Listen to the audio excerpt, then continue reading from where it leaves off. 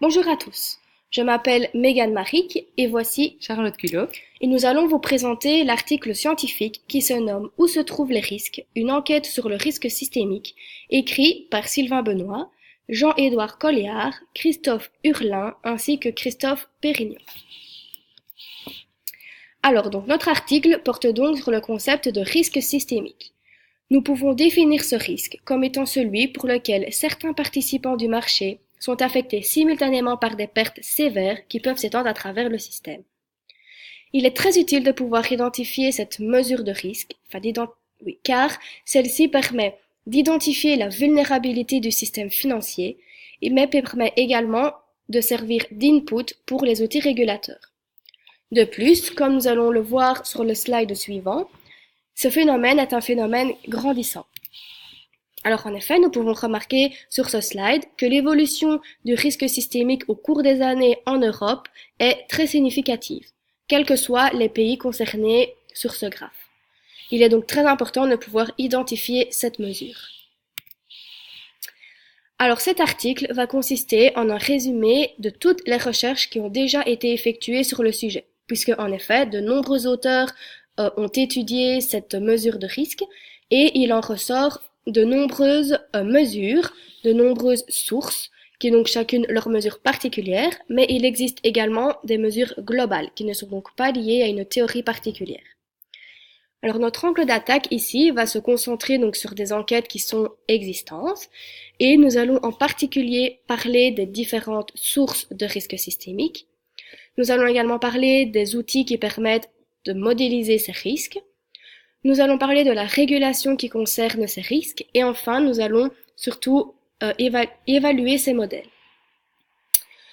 Alors nous espérons que suite à cet exposé, les lecteurs pourront mieux comprendre où se trouvent les risques et cet exposé pourra également servir de catalyseur pour le développement de futures mesures qui seraient mises en place par les régulateurs.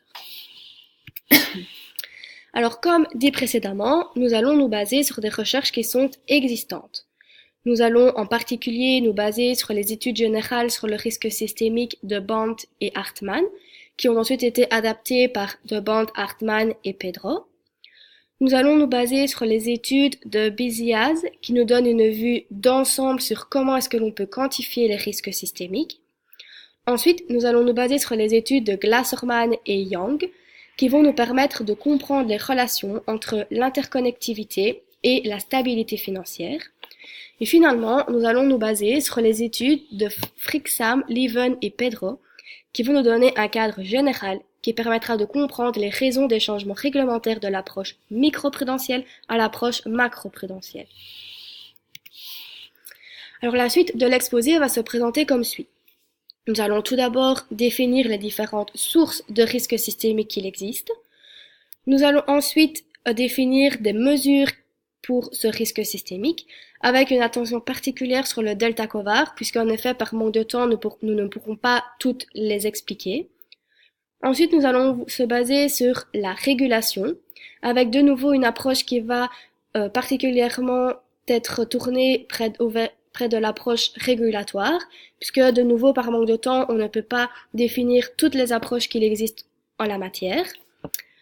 Ensuite, nous allons procéder à des validations de ces mesures de risque.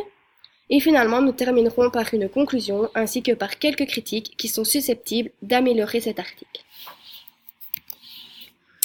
Alors, quelles sont les différentes sources de risques systémiques qu'il existe? Nous pouvons en compter 3. Il existe la prise de risque systémique, la contagion ainsi que les mécanismes d'amplification.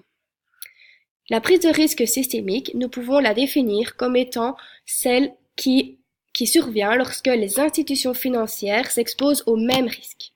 Et nous pouvons d'ailleurs observer donc une telle prise de risque lors d'investissements corrélés, puisqu'en effet, dans ce cas, les institutions financières vont investir dans les mêmes actifs et vont donc être exposées aux mêmes risques. De la sorte, lorsque le risque lié à cet actif se déclenche, toutes les banques vont être touchées. Nous pouvons également observer cette source de risque lors de risque de liquidité, puisque en effet, des études ont pu montrer que les banques investissent trop souvent dans des actifs qui sont illiquides, exposant de la sorte tout le système bancaire à un risque de pénurie de liquidité globale. Alors ensuite, la contagion. Alors nous pouvons la définir comme étant les pertes dans une institution financière qui se répartissent dans une autre institution qui lui est liée. Nous pouvons observer deux types de contagion, la contagion directe ainsi que l'indirecte. L'indirect, il existe également un cas particulier de contagion indirecte qui est la contagion par similitude. Alors la contagion directe, nous pouvons la définir comme étant un effet domino. Alors en effet, lorsque il y a la faillite dans une banque, celle-ci va pouvoir déclencher une réaction en chaîne de faillite. Cela va être notamment dû à des liens financiers qui existent entre ces établissements, comme des crédits interbancaires ou des financements en monnaie étrangère. Et donc on a bien, via ces liens financiers entre ces établissements, il y a donc bien une dépendance qui se crée entre elles, de la sorte que si un établissement est en difficulté, les autres établissements le seront également. Alors la contagion indirecte, alors par exemple, lorsqu'il y a un choc initial sur une banque, celle-ci va parfois être forcée à vendre une part de ses actifs les plus liquides pour absorber les pertes, mais également pour diminuer son levier d'endettement devenu trop fort. C'est particulièrement en période de crise que les volumes qui seront concernés par cette vente vont avoir un impact significatif sur le marché. Cela va donc amplifier la baisse initiale qui était liée à la crise du prix des actifs, et cela va occasionner des pertes sur les autres institutions financières puisque la diminution de ces actifs va se répercuter sur leur bilan. Ces institutions vont être à leur tour parfois obligées de vendre certains actifs, provoquant ainsi de nouveau une amplification de baisse des prix, et ainsi de suite. Finalement, nous pouvons observer la contagion par similitude. Celle-ci peut être définie comme étant des assimilations de pensée. Alors en effet, si un établissement sur un certain segment de marché est en difficulté, le marché risque de soupçonner que les établissements qui travaillent sur ce même segment sont également en difficulté. De la sorte, ils vont s'en détourner et cela aura comme conséquence que ces établissements vont réellement tomber en difficulté à la suite de ces détournements du marché.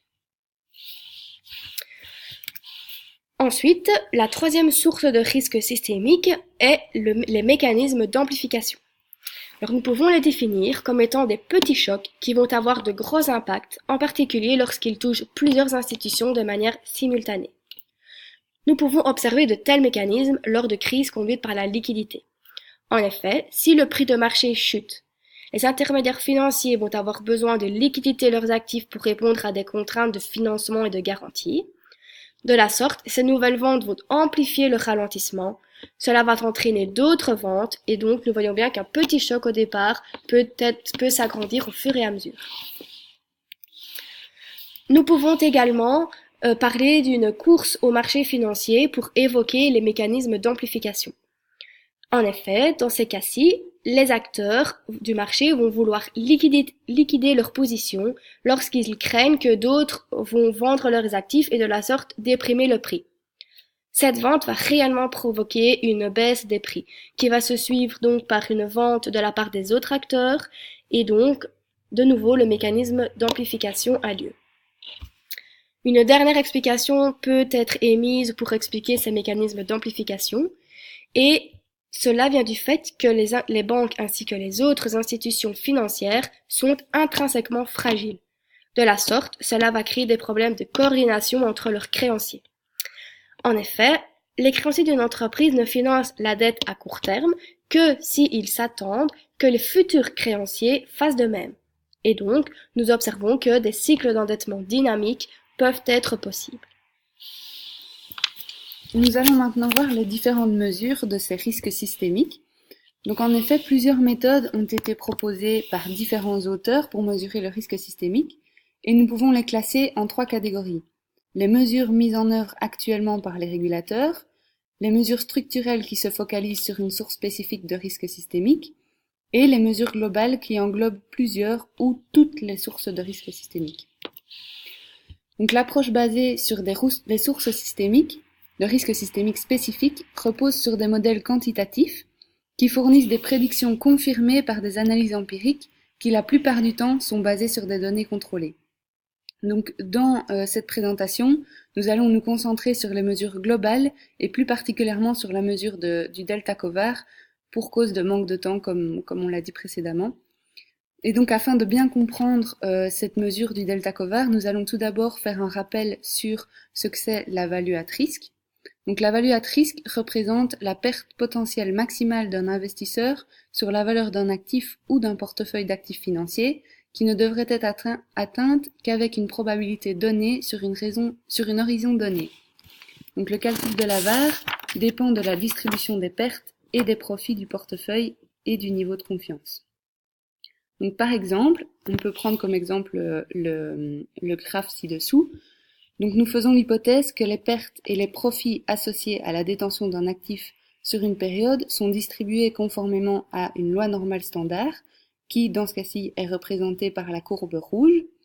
Donc, si la VaR au seuil de confiance de 95% à un jour est égale à 1 million d'euros, cela signifie donc qu'il y a 95% de chances pour que la perte associée à la détention de l'actif n'excède pas 1 million d'euros. Par contre, cela veut également dire qu'il y a 5% de chances que cette perte excède le 1 million, et donc cette perte est représentée ici par la zone en jaune. La covar est donc une technique pour capturer la contribution d'une institution financière au risque systémique basée sur les valeurs de marché et sur la VaR, et elle permet de répondre à deux questions. La première, c'est quelle est la VaR du système financier si une institution financière donnée est en situation de crise financière. La deuxième question est comment la VaR du système change quand une institution donnée est stressée financièrement. Donc l'idée de la covar est que la distribution de profits et de pertes dépend de la santé financière des institutions individuelles, mais aussi de leur effet l'une sur l'autre. Quand une institution financière est en situation de crise, cela change la distribution de profits et pertes des actifs du système. Donc la covar IJQ représente la VaR de l'institution J conditionnellement aux événements XI qui représentent le rendement de l'institution I lorsque ceux-ci sont égaux à son niveau de VaR Q, en sachant que Q est le quantile de la distribution. Donc la covar IJQ peut être représentée selon la formule ci-dessous. Ensuite, si on suppose que l'institution J est le système financier, alors la covar IJQ montre le pourcentage Q de VaR lorsque l'institution I est à son pourcentage Q de VaR. Donc la covar nous donne une estimation de la perte maximum subie par une ou plusieurs institutions suite à une situation de crise dans une institution à un certain degré. Donc, grâce à la covar, nous allons pouvoir mesurer la contribution au risque systémique d'une institution avec la mesure du delta covar.